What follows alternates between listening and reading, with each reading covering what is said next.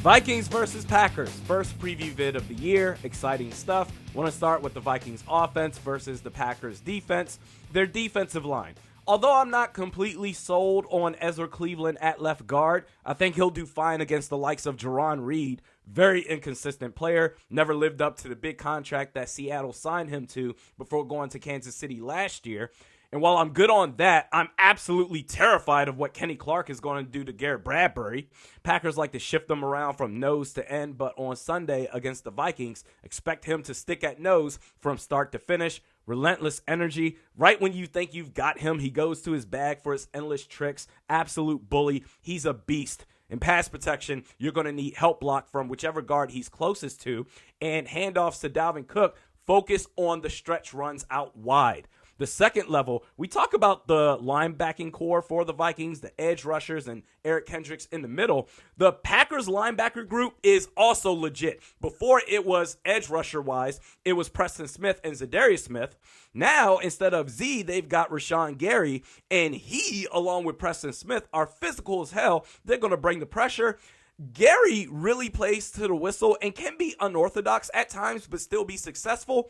Against Pittsburgh last year, I watched this dude collapse the pocket, then jump over the shoulder of the left tackle for a sack on Big Ben. And as scary as their edge rushers are, as a Vikings fan, I'll take my chances with our offensive tackles, Christian Darrisaw and Brian O'Neill. They are more than up for the challenge. They hold up the edges. Kirk Cousins will go off for 350 and 3 or 4 touchdowns. After that, the linebacker that will be lurking in space that you have to account for is Devondre Campbell, especially in the screen game, because he will sniff it out and tear it all down by himself.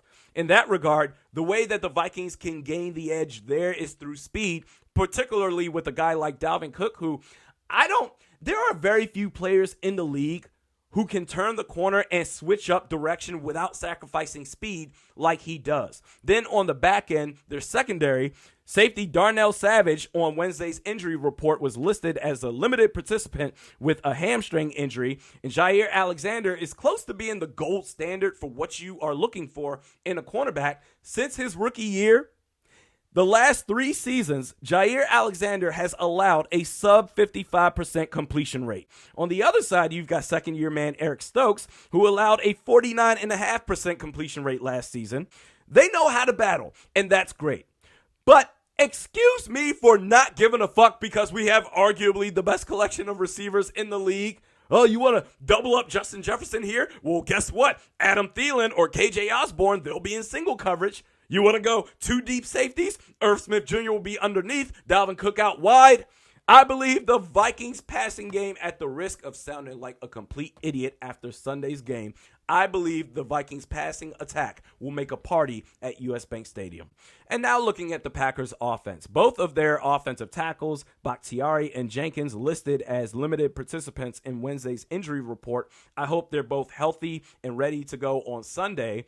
Against the run, we need big games from Dalvin Tomlinson and Harrison Phillips. Aaron Jones and A.J. Dillon are going to bring it. You got to be ready, because if not, the Packers will control the pace of play and hold virtually all the momentum.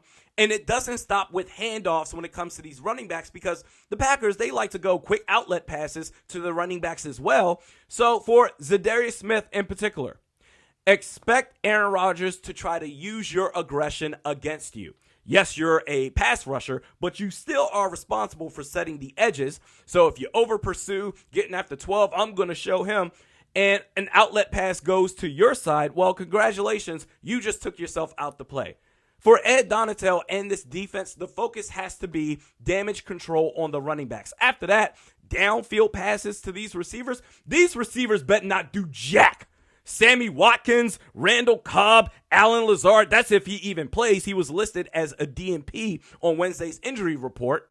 And I know that Aaron Rodgers is great, but unless he's throwing these receivers open, which in my humble opinion, you need the chemistry first for that, the pass rush that the Vikings are expected to bring, combine that with the lack of talent at receiver for the Packers, should bode well for the Minnesota Vikings. And lastly, stop falling for the fucking hard count. Aaron Rodgers is going to try to do it as many times as possible. He almost never snaps the ball when his voice is raised. Green 19, green 19. He's trying to get you to jump off sides. When he does snap the ball, it's mellow. Green 19, green 19. He's going to snap the ball right there. Although, if the fans are loud enough at US Bank Stadium, they may render the hard count useless, forcing the Packers to go to a silent count.